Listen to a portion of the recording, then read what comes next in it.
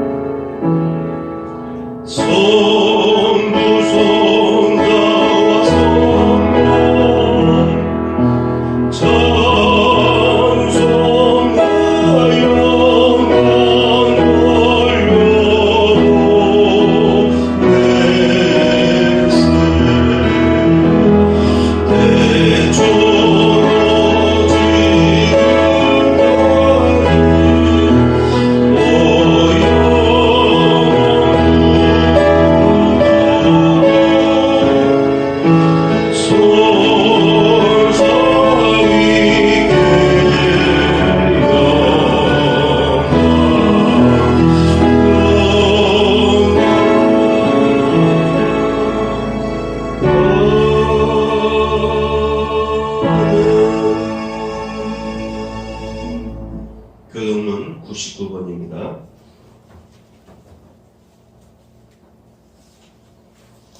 아멘. 자리에 앉겠습니다. 기도하겠습니다. 하나님 아버지, 오늘도 복된 날 허락하시니 감사합니다. 주여, 우리 예배를 통해서 영광 받으시고 저희가 새 힘을 얻기를 원합니다. 예배에 앞서서 우리 영혼을 정결케 하여 주옵소서. 예수 그리스도의 보혈의 피로써 깨끗이 씻어 주시옵소서. 허물의 사함을 얻고 그 죄의 가림을 받은 자는 복이 있도다. 마음에 간사가 없고 여호와께 정죄를 당치 않는 자는 복이 있도다. 아멘. 나는 전능하신 아버지 하나님 천지의 창조주를 믿습니다. 나는 그의 유일하신 아들 우리 주 예수 그리스도를 믿습니다. 그는 성령으로 잉태되어 돈유녀 마리에게서 나시고 본디오 빌라도에게 고난을 받아 십자가에 못 박혀 죽으시고 장사된 지 사흘 만에 죽은 자 가운데서 다시 살아나셨으며 하늘에 오르셔 전능하신 아버지 하나님 우편에 앉아 계시다가 거기로부터 살아있는 자와 죽은 자를 심판하러 오십니다.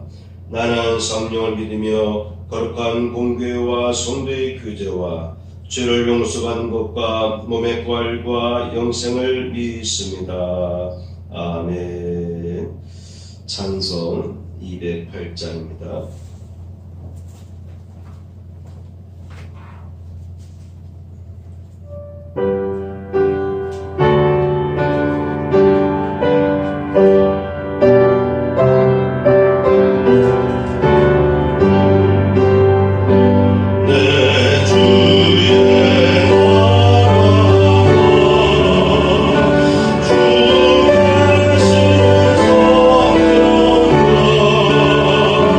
내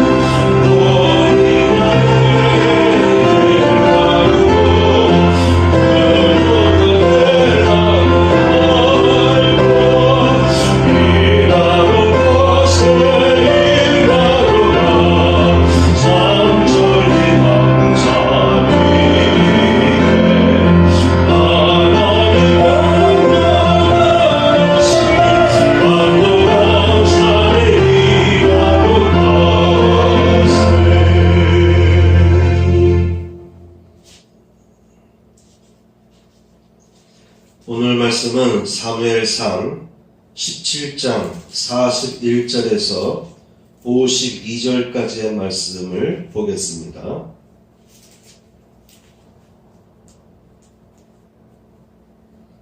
제목을 함께 읽습니다. 다윗 같은 지도자와 리더들이 세워지는 나라. 오늘은 이런 제목으로 말씀을 전하겠습니다. 내일이 3.1절 기념절 아닙니까? 나라를 빼앗기고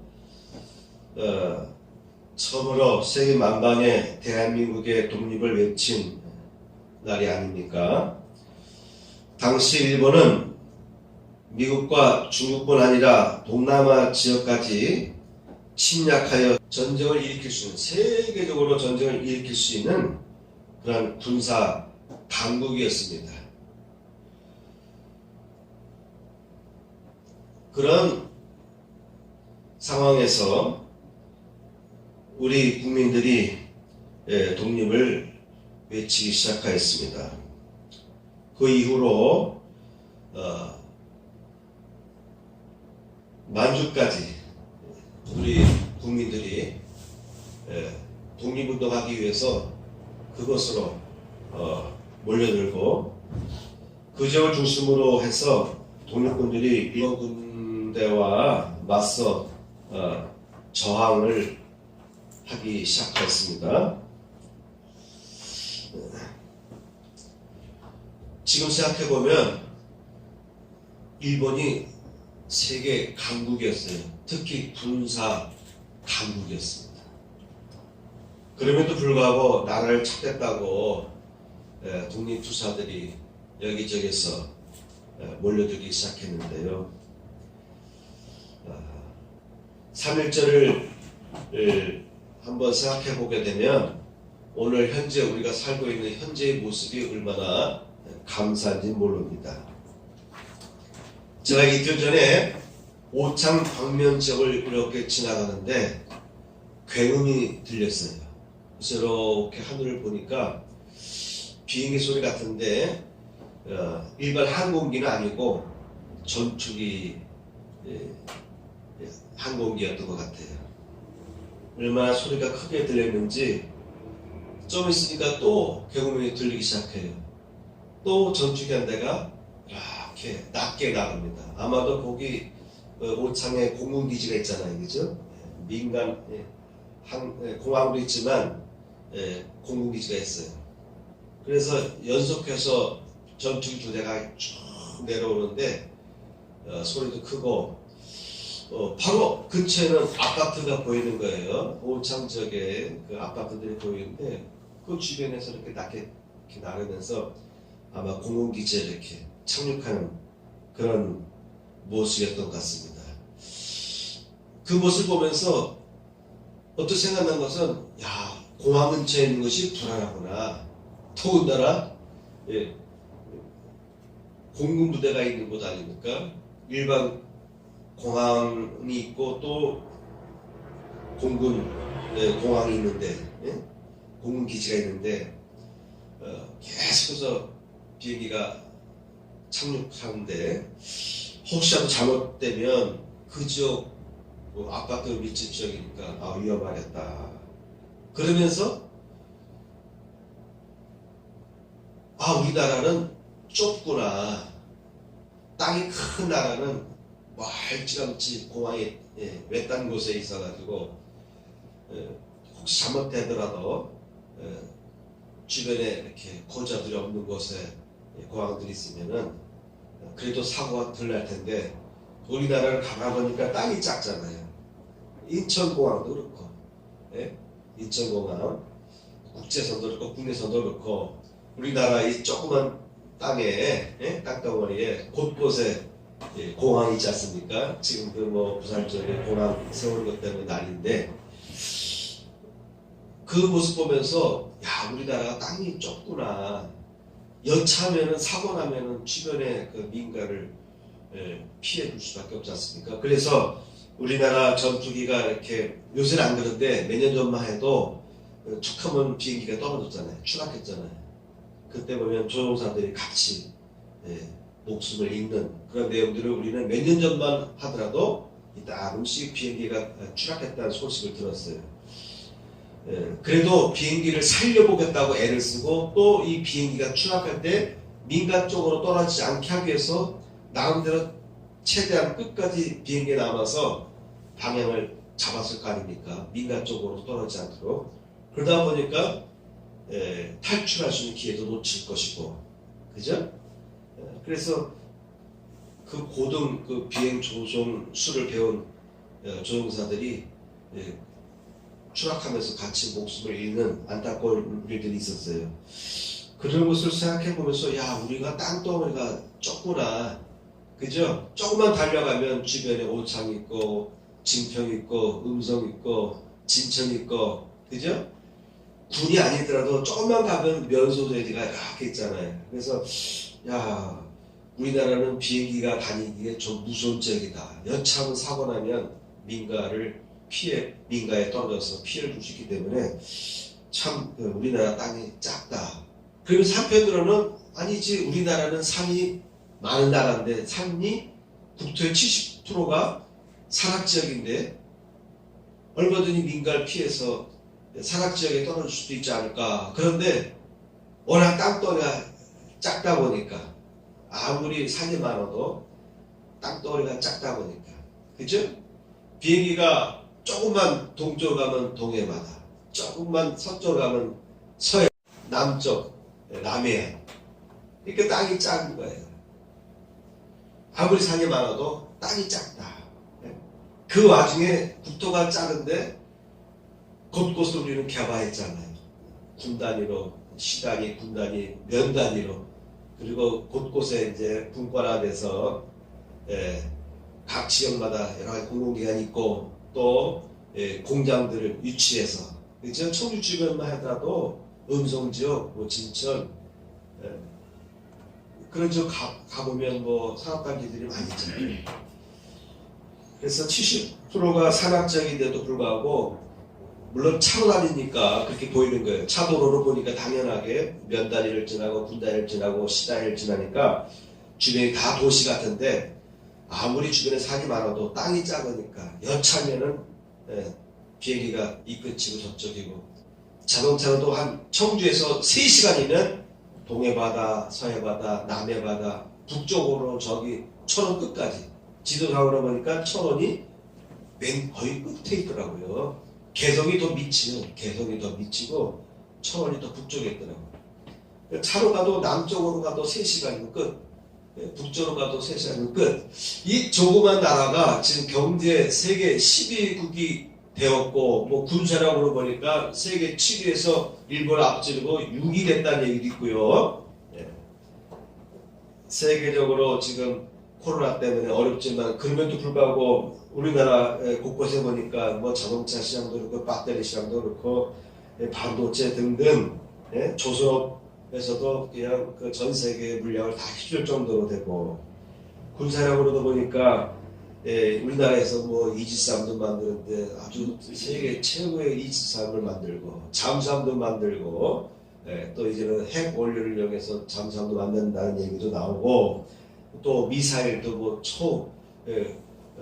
급음속으로 달리는 날아가는 미사일도 개발한다는 소리도 들리고, 탱크나 자주포 등등등 모든 무기도 지금 세계에서 앞서가는 무기들을 우리나라가 만들고 있어요. 이 조그만 땅덩어리에.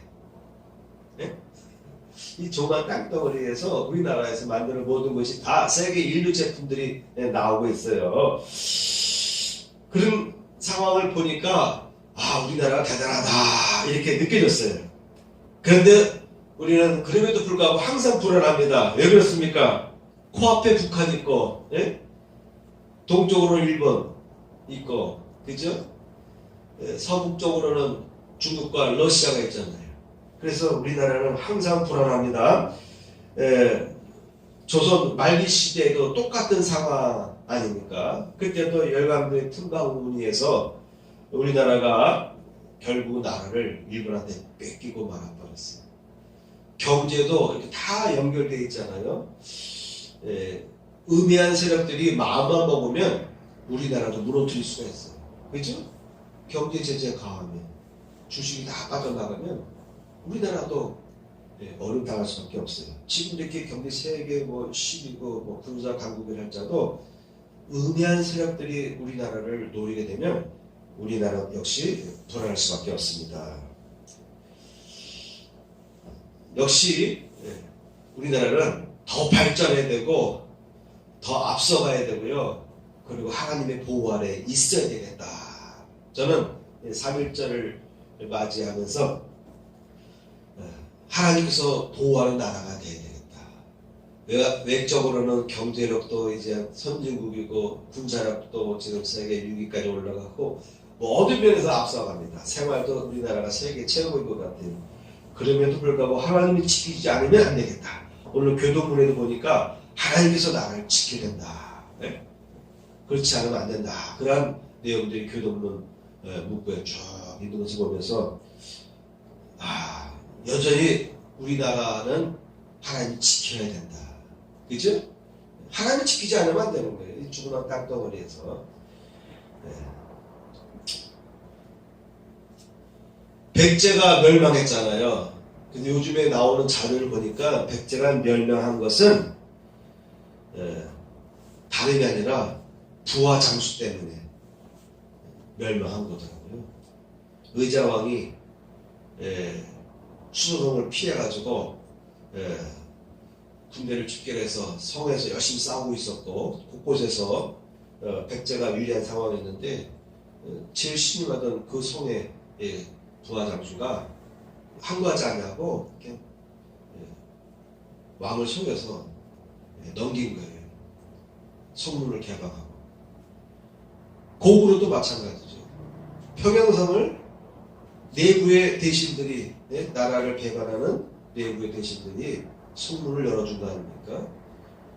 그 막강한 고구려가 안성전투에서 당대령을 그렇게 능멸했던 고구려가 결국 평양성이 무너진 것도 보면은 내분 때문에 배신자들이 생기고 우리 나라가 일본한테 뺏긴 것도 보면은 나라가 분명히 쇠약한 것도 있지만 결국 내부의 적들이 있잖아요. 그렇죠? 일본과 결탁한 국내 대신들 배신자들 때문에 그렇지 않습니까?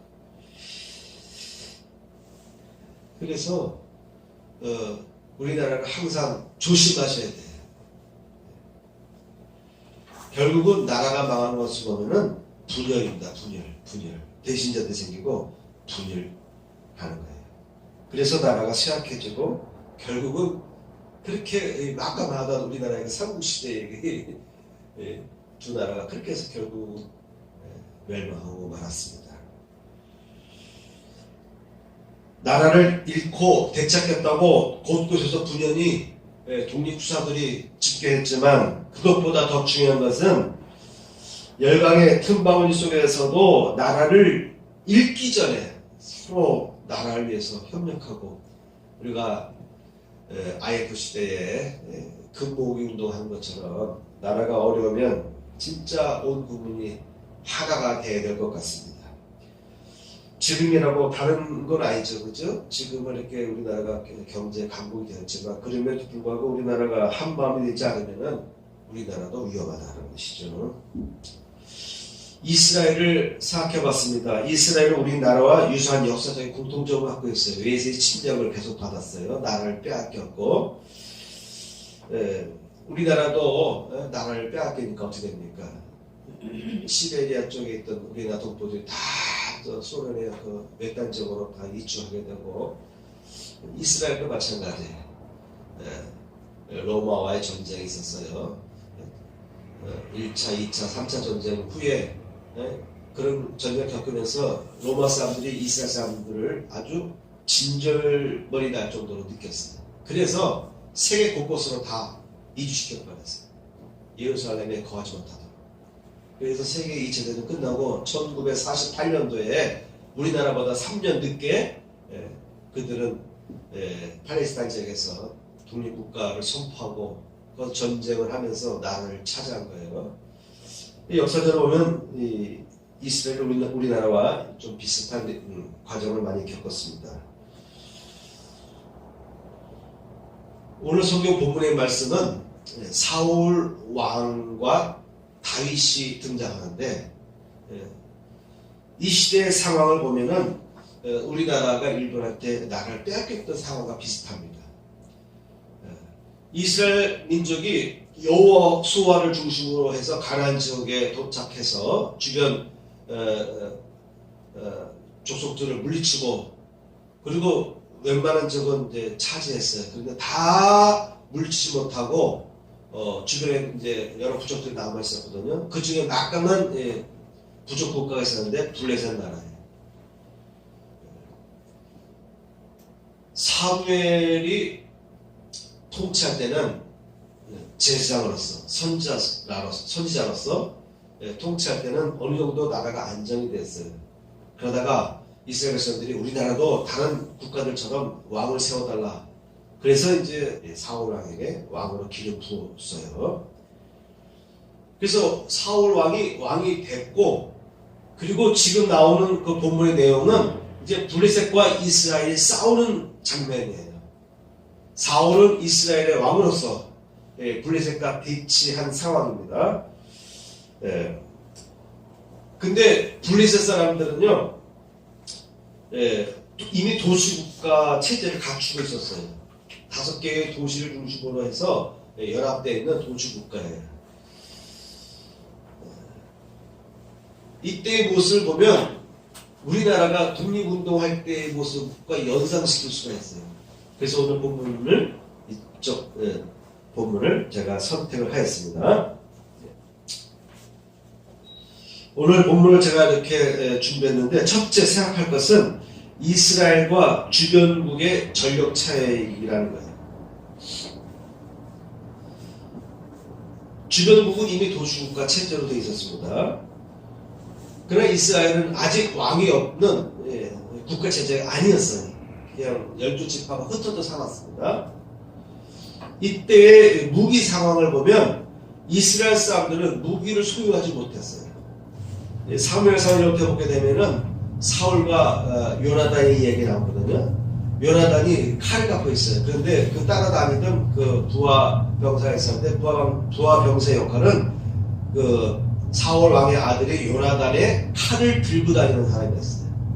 그 정도로 이스라엘이 군대를 형성했다 할지라도 칼이 흔치 않은 시대예요. 사무엘상 13장 19절 보면은 그때 이스라엘 온 땅에 철공이 없었으니 이는 블레셋 사람들이 말하기를 히브리 사람이 칼이나 창을 만들까 두렵다 하였으니라. 철공이 없었어요.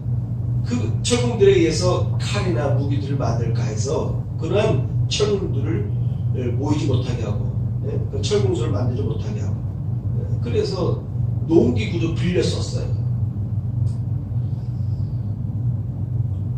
그러니까 무기적으로 볼 때 아주 형편없죠. 형편없어요. 칼이 없어요. 칼. 사람들은 몰려왔는데 3,000명 이렇게 몰려오는데 칼이 없습니다. 둘째, 주변국은 이미 정착해 있던 원주민들이에요. 이스라엘 백성은 이주한 거죠. 출애굽을 해서 가나안 땅에 정착했는데 지파별로 뿔뿔이 흩어져 살았습니다. 셋째, 신체적인 차이. 이 블레셋 사람들은 거인족들이 많아요. 그래서 거인족 중에 가장 거인이었던 블레셋 장수가 전쟁터에 나와서 막 말로써 이스라엘 백성들을 모욕하고 이스라엘의 하나님을 모욕하는 그런 장면을 다윗이 보게 된 거예요. 그때 다윗이 사울 왕에게 나가서 내가 나가서 싸우겠다. 지금 블레셋 이 거인 장수 골리앗은 너희 중에서 나와 한번 붙자. 천자도 없고 너희 중에 한 명 나와서 나와 겨루자. 그런데 아무도 나서지 못하는 게 워낙 거인족이다 보니까, 그리고 하나님을 막 그 경멸하는 언어를 이 골리앗이 내뱉기 시작했어요.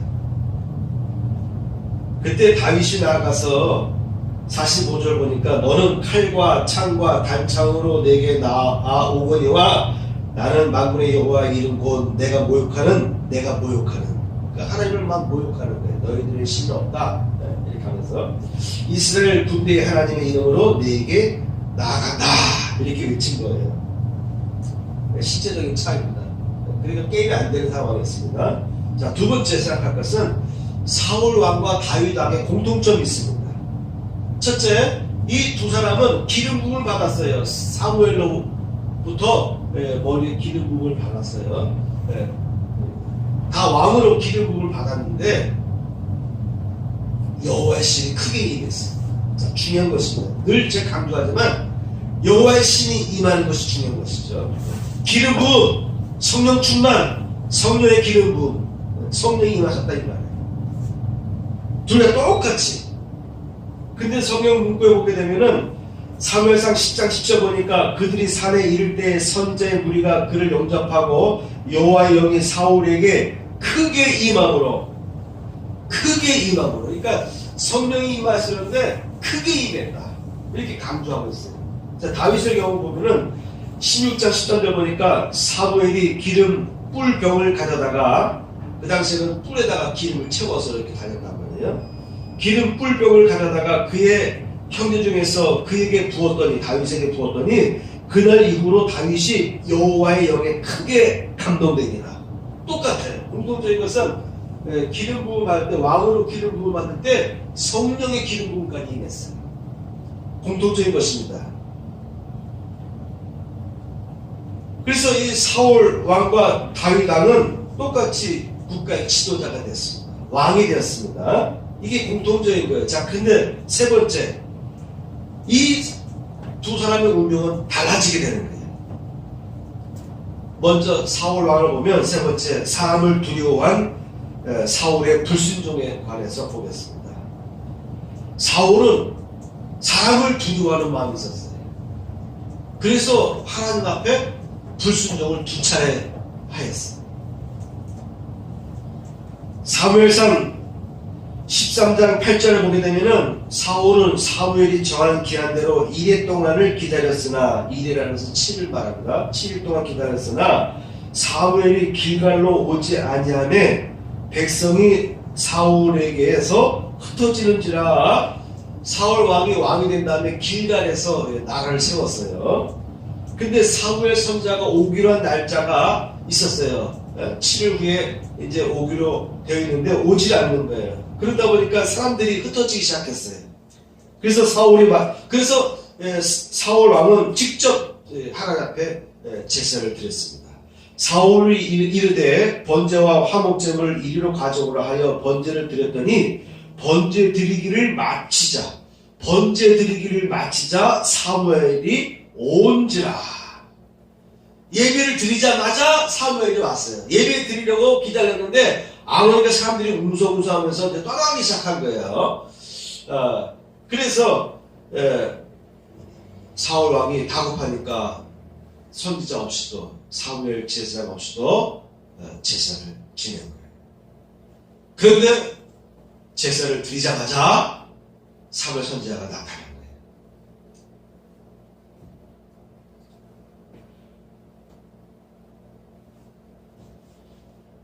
그래서 이제 그 사울 왕이 사무엘에게 변명을 합니다. 이렇게 합니다. 사무엘이 이르되 왕이 행하신 것이 무엇이냐 하니 사울이 이르되 백성은 내게서 흩어지고 당신은 정한 날 안에 오지 아니하고 블레셋 사람은 막미스에 모였음을 내가 보았으므로 이에 내가 이르기를 블레셋 사람들이 나를 치러 길갈로 내려오겠거늘 내가 여호와께 은혜를 간구하지 못하였다 하고 부득이하여 번제를 드렸나이다. 그 블레셋과의 대치되는 상황에서 전쟁할 때에 꼭 하나님 앞에 예배를 드리고 전쟁을 하는 습관이 있었어요. 제장인 사무엘이 와서 예배를 드리고 그리고 전쟁을 해야 되는데 오지 않으니까 불안해서 제사장 없이도 자기가 지시하여서 제사를 지내도록 했던 거예요. 답이 나왔죠. 사람을 두려워하는 거. 사람이 흩어지니까 두려워서 하나님께서는 기다려라. 7일 후에 내가 갈 테니 그때까지 기다려라. 이게 하나님의 뜻이다. 이렇게 얘기한 거예요. 사람을 두려워하여서 사울 왕이 약속을 어기고 스스로 번제를 드리도록 했던 것입니다. 사무엘상 15장 24절 보면 사울이 사무엘에게 이르되 내가 범죄하였나이다. 죄인 걸 아는 거예요. 죄인 걸 알면서도 사람이 두려워해서 죄를 범하였던 것이죠. 내가 여호와의 명령과 당신의 말씀을 어긴 것은 내가 백성을 두려워하여 그들의 말을 청종하였음이니라. 답이 나왔죠. 하나님의 명령과 선제 당신의 말씀을 어긴 것은 내가 백성을 두려워해서 그들의 말을 청종하였습니다. 여러분, 중요한 일이 있을 때, 중요한 사건이 있을 때, 중요한 뭔가의 그 인생의 계획을 세워나갈 때 하나님의 음성을 청종할 것이냐 아니면 주변 사람들의 조언을 들을 것이냐. 어떤 사람이 어느 분야의 전문가예요. 어떤 사람이 어떤 분야의 전문가예요. 그래서 우리는 그런 전문가의 조언을 들을 필요는 있습니다. 그런데 만일 하나님의 뜻과 위배되는 것이라고 한다면 아무리 전문가가 그 분야에 대해서 빡하게 알고 있다 할지라도 우리는 따라가면 안 되는 거예요. 사울 왕은 백성들의 소리를 청종했고 그들의 흩어짐을 불안했기 때문에 결국 하나님의 명령을 어길 수밖에 없었어요. 또 한 번 이렇게 불순종한 사울 왕은 두 번째 또 불순종해요. 아말렉과 싸운 이후에 획득한 그 짐승들을 다 죽이라고 되어 있거든요. 근데 그것이 아까워서 살렸어요. 그래서 또 사무엘 선지자에게 질책을 받습니다. 자, 근데 무서운 것은요, 하나님께서요 불순종한 사울 왕에게 두 가지의 치명적인 심판하십니다. 첫 번째는 첫 번째 불순종했을 때 그때 이미 하나님이 사울 왕에게서 떠났어요.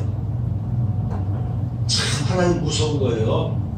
첫 번째 죄를 졌을 때, 불순종의 죄를 졌을 때 그때 이미 하나님께서는요 사울 왕에게서 떠나셨어요. 그리고 이스라엘 백성 중에서 이렇게 보면서 다윗을 선택하십니다. 이미 그때 왕위가 긴 부분이 떠나간 거예요.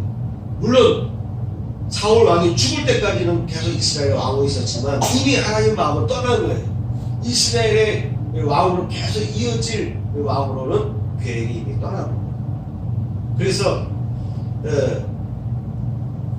사울, 당신이 이런 죄를 범하지 아니하였으면은 당신의 왕위가 계속 영원히 이어졌을 텐데 당신이 이 죄를 범함으로 인해서 이미 왕위가 떠나간다. 다른 사람에게 떠나간다. 이렇게 사무엘 선지자가 하나님의 음성을 듣고 사울 왕에게 밝혔습니다. 자, 두 번째는 당신의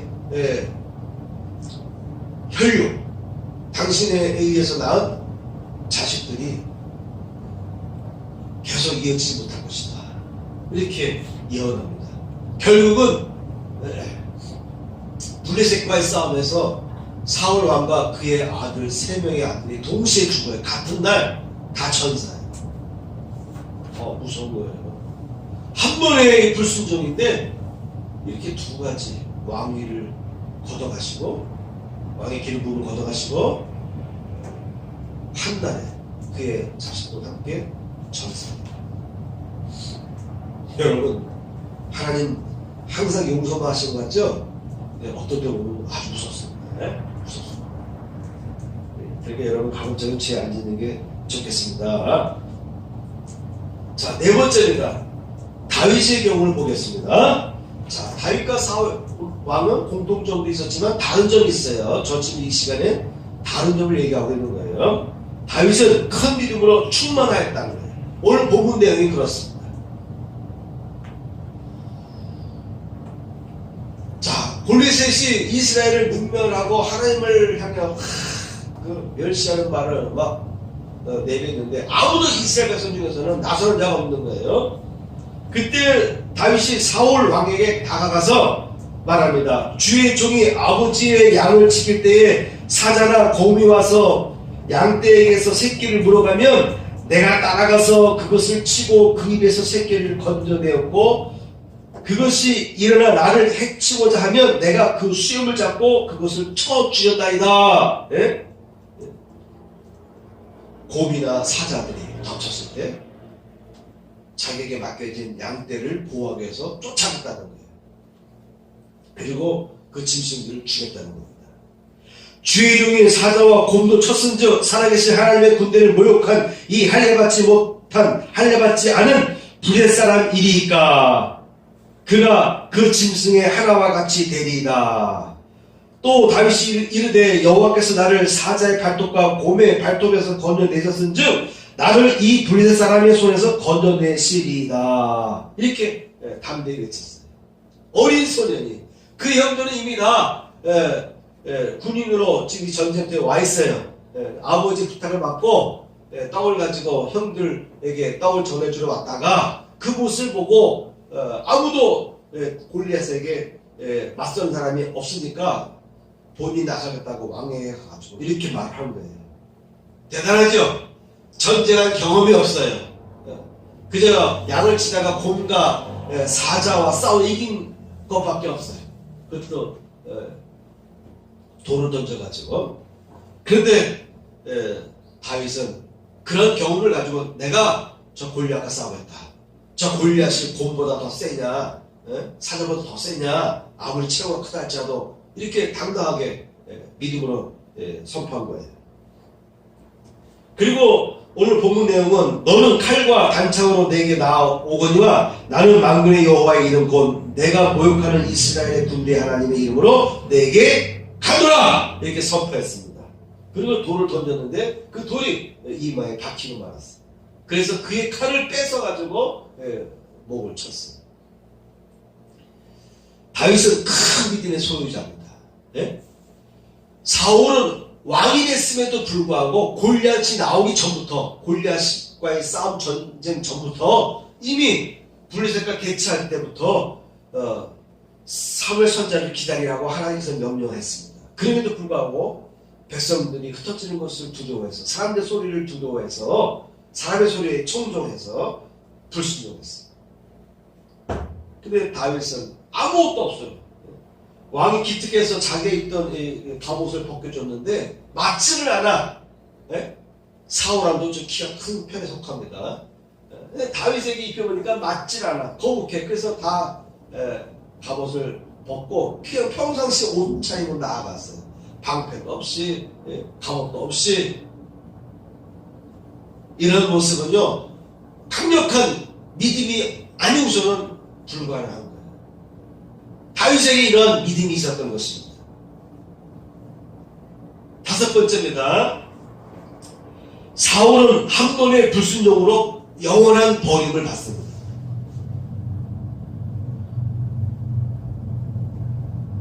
그런데 다윗은 계속 쓰임을 받아요. 사울도 죄를 범했지만 다윗도 죄를 범했어요. 다윗은 왕이 된 후에 죄를 범했습니다. 간음죄를 범했어요. 밧세바를 빼앗았습니다. 그리고 그의 남편을 전쟁터에서 전사도록 작전을 꾸미게 부하장수 요압에게 시켜서 그래서 밧세바의 남편이 전사합니다. 의도적으로 죽게 만들었어요.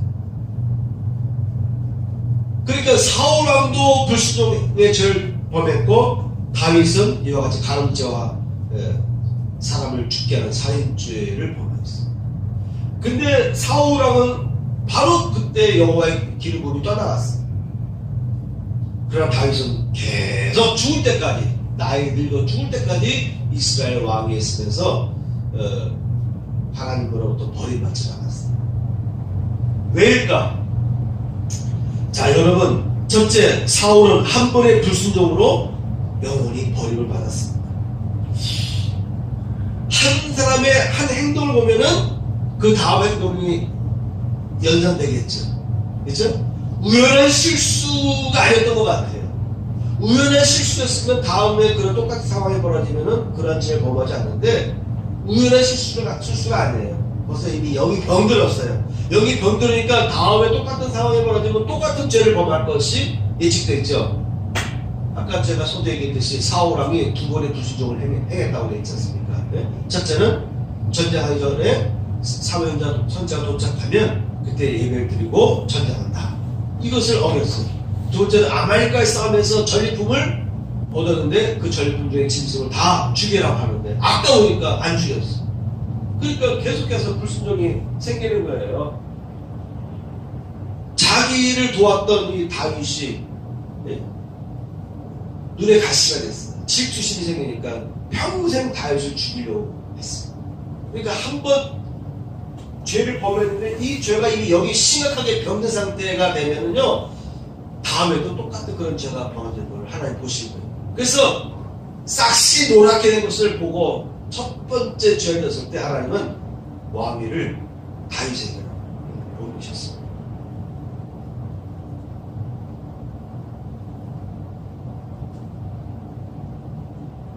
자, 두 번째 다윗을 보면요, 이렇게 해서 사울 왕으로부터 계속 살해의 위협을 받아요. 그래서 결국은 도망갑니다. 사울 왕이 전사할 때까지 이 다윗은 계속 도망가요. 황무지 광야로 떠돌면서 굴 속에서 숨어 살기도 하고, 그러다 보면 또 밀고자가 나타나는 거예요. 현상문을 걸으니까 어디 가든지 간에 좀 있으면 이제 밀고자가 나타나요. 그래서 사울 왕에게 밀고를 하면 또 군대를 보내서 또 다윗을 추격하니까 다윗은 계속 국리에서 도망다니다 이제는 더 이상 못 버티고 국외로 도망갑니다. 블레셋에서 도망가서 거기서 또 때에 따라서는 자기가 하나의 그 적대국의 하나의 장수가 돼가지고 몸을 의지할 정도로 국내에서는 도저히 버틸 수가 없었던 거예요. 그런데 중요한 것은 이런 쫓기는 상황에서도 타국에 가서 의지하고 생명을 유지할 수밖에 없는 상황인데도 불구하고 다윗에게는 사람들이 붙었어요. 성직자들이 붙고 전술가가 붙고 또 용병들이 붙고 장수들이 붙어요.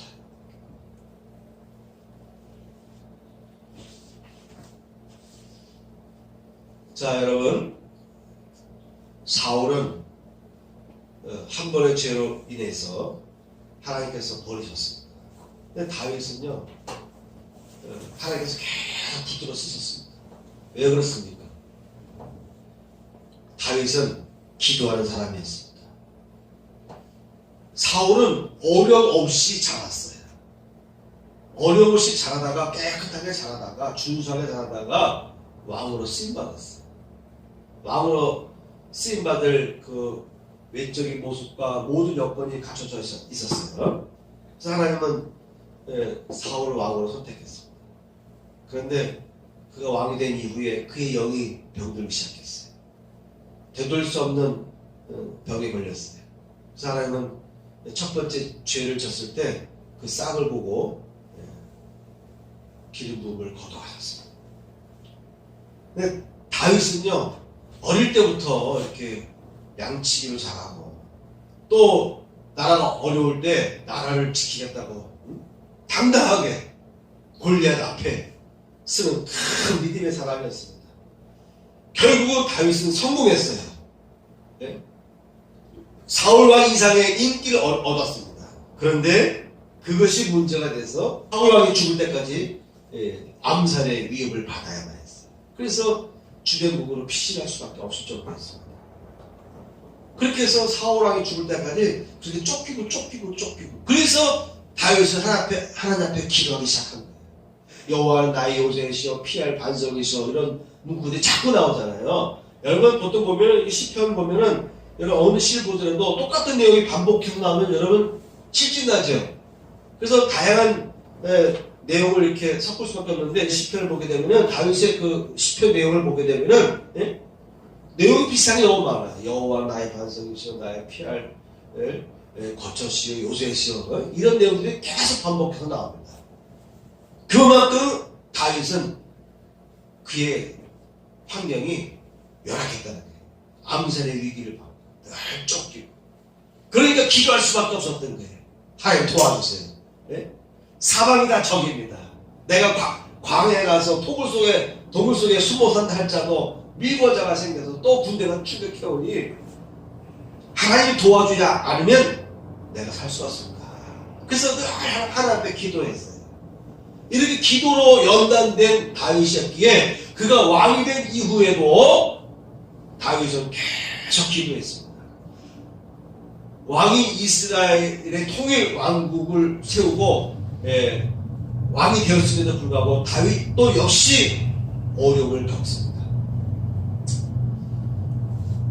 근데 그 어려움을 겪는 와중에도 또 역시 다윗에게는 사람들이 붙어요. 다윗이 자기 아들에 의해서 쿠데타가 발생해서 다윗이 밤에 이렇게 주행량을 치거든요. 얼마나 다급했으면 주행량을 치는 거예요. 그 와중에도 다윗을 따라가는 제사장들이 생기고 군사들이 생기는 거예요. 차이가 뭘까요? 다윗은 기도하는 사람이었습니다. 한 가지만 얘기하고 마칠게요. 다윗이 어느 정도 기도하는 사람이었는가 하면요, 시편의 내용들 보게 되면은, 시편 8편에도 보게 되면 내용은 다윗은 기도 내용이에요. 근데 중간 부분에 보면은 다윗의 이야기가 아니에요. 예수의 얘기예요. 하나님의 아들 성자의 이야기가 나와요. 다윗의 시편 보게 되면 하나님이 계세요. 주가 계시고 또 다른 주가 계세요. 하나님과 성자의 이런 얘기들을 이렇게 묘사하거든요. 그런 부분들이 많이 나와요. 근데 그 내용을 보게 되면은 다윗이 자기가 시를 쓰다가 하나님 앞에 기도하다가 어느 순간에 보면은 자기 내용이 아닌 예수 그리스도의 내용이 나오는 내용이 이렇게 이어집니다. 그러니까 기도 많이 하다 보니까 보이는 거예요. 기도하다 보니까 보이는 거예요. 내 문제를 기도하다 보니까 보이는 거예요. 그래서 그런 보이는 것을 기록하게 됩니다. 그 정도로 다윗은 영안이 열린 사람이에요. 환상이 열리고 하나님의 음성을 듣기도 하고, 본인이 못 들을 때는 선자를 통해서, 가시나 나단 선자를 통해서 하나님의 계시를 받기도 하지만 다윗은 때에 따라서 직접 하나님의 계시를 많이 받아요. 하나님의 계시를 많이 받았다는 의미는, 그런 뜻은 뭡니까? 그만큼 다윗이 기도 생활을 많이 했다는 것이죠. 기도 생활을 많이 하다 보니까 영안이 열리는 거예요. 하나님의 계시가 임하고 하나님의 환상이 임하고. 다윗이 이렇게 끝까지 하나님으로부터 쓰임받았던 이유는 다윗은 기도하는 사람이었다. 사울은 너무 편하게 왕이 됐어요. 너무 쉽게 왕이 됐어요. 그러다 보니까 그는 그의 왕위를 계속 이어갈 수 없었어요. 그러니까 다윗은 그의 인생은 파란만장했어요. 왕이 되기까지 가장 파란만장했고, 왕이 된 다음에도 세네 차례 정도의 일이 왔습니다. 그럼에도 불구하고 다윗 왕에 계속 하나님으로부터 쓰임받았던 것은 그런 큰 믿음도 있었지만 늘 기도하는 생활을 습관화했다는 거예요. 자, 여러분, 다시 3.1절의 강국에 대해서 얘기합니다. 나라가 세워져서 계속 이어져 가려면 기도하는 지도자가 나와야 된다는 거예요. 기도하는 지도자, 기도하는 일꾼들, 기도하는 크리스찬들이 계속 나와야 돼요. 이런 사람들이 대통령이 되고, 이런 사람들이 국회의원이 되고, 이런 사람들이 장차관이 되고, 일반 공무원들이 되고, 이런 사람들이 일반 사회의 여군이 돼서 살아나갈 때 하나님은 이 나라를 지켜주신다. 저는 이 얘기를 하고 싶습니다. 아무리 나라가 경제 세계 10위가 된다 할지라도, 군사력으로 세계 6위에 도달했다 할지라도 중요한 것은 하나님이 지키십니다. 우리 국민들의 마음이 분열되지 않도록 하나님이 지켜주셔요. 서로 싸우다가도 나라가 어려우면 큰 마음으로 그냥 뭉치고 똘똘 뭉치고 나라를 먼저 생각하는 그런 마음들을 하나님 주셔야 돼요. 그리고 주변 강대국들이 엉뚱한 생각을 갖지 못하게 만들어야 돼요. 그러려면 하나님 앞에 제대로 된 신앙을 갖고 있는 사람들이 국가 지도자가 돼요. 국가 지도자들로 세워지고 일반 시민들 중에도 크리스찬들이 많이 활동할 수 있습니다. 중요한 것은 제대로 된 크리스찬, 엉터리 크리스찬이 아니라, 말로만이 크리스찬이 아니라 진짜 신실하고 바른 길을 걸어가고 거짓을 행하지 않냐고 하나님을 두려워하며 하나님을 의지하며 예수님의 제자로서의 삶을 살아가는 제대로 된 크리스찬들이 우리나라 사회 곳곳에 세워질 때, 또 그런 사람 중에 또 많은 사람들이 리더자로 세워질 때 우리나라는 다시는 외세의 침략을 받지 않냐는 나라가 될 것이다. 저는 이런 취지로 말씀을 전했습니다. 다 같이 일어났습니다. 133장입니다.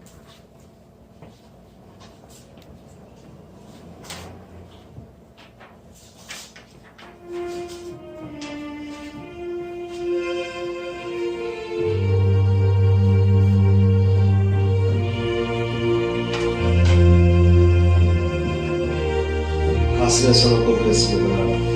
나의 하나님 받으소서. 주께 드리는 이의 물을 소리 높여 감사로 주께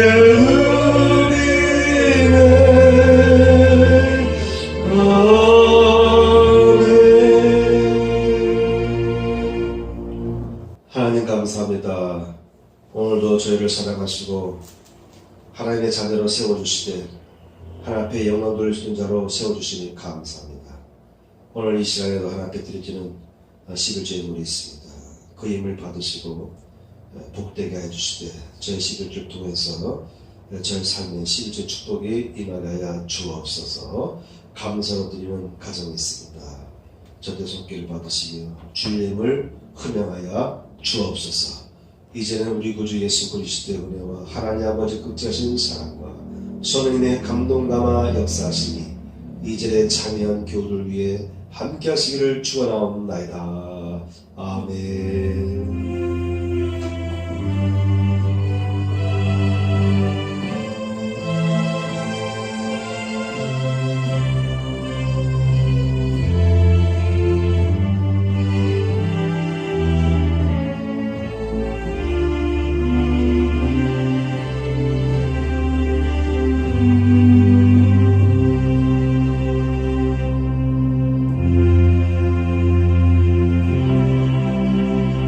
박수 영광 드리겠습니다. 할렐루야. 축복합니다. 사랑합니다. 아멘.